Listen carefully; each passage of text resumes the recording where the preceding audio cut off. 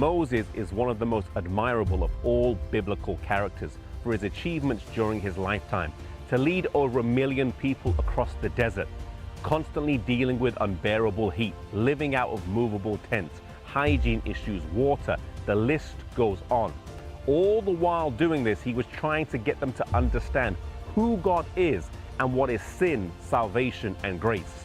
In order to do this, Moses needed to have the utmost thoughtfulness, compassion, patience, firmness, and wise judgment in order to lead with integrity and authority.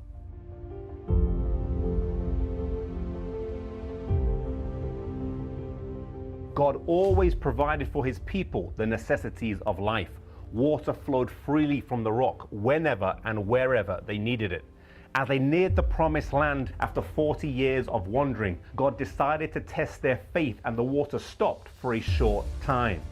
Their doubt came back, and Moses was instructed to talk to the rock, and the water would come out.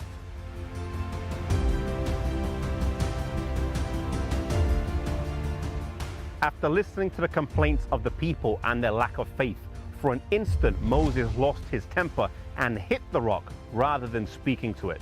The water flowed out, the people were satisfied, but God was not happy.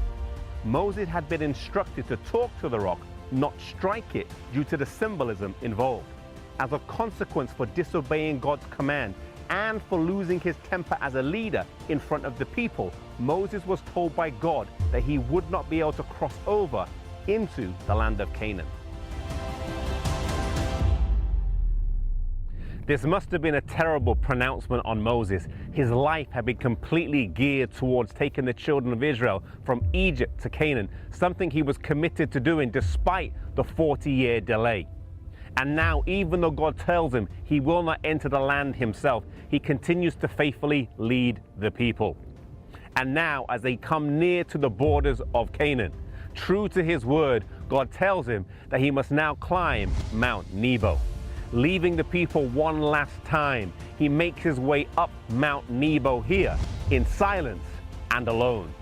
From the top, he could see across where the Dead Sea is today, all the way into the Promised Land. On a clear day today, you can see all the way to the hills that surround Jerusalem. Moses could see into the land he had led the people towards, the land he had always dreamed of entering. No doubt, as he thought back on his life, he contemplated his time in Egypt, his time alone in the wilderness, confronting Pharaoh, leading the children of Israel out of Egypt, crossing the Red Sea, the Golden Calf, the 40-year delay in the wilderness when nearly everyone who left Egypt died in the wilderness. Now on its very borders, he knows he will not be able to go over. For one sin of disobeying God, in a moment of anger, he was denied entry to Canaan. God would lay Moses down to rest, but his life would not be without reward. Moses' final resting place was never found. Indeed, his body was never found. Christians believe that God resurrected Moses and took him to heaven, for on the Mount of Transfiguration, Moses and Elijah appeared and came to encourage Jesus. Though he did not see the earthly Canaan, he did see the heavenly Canaan.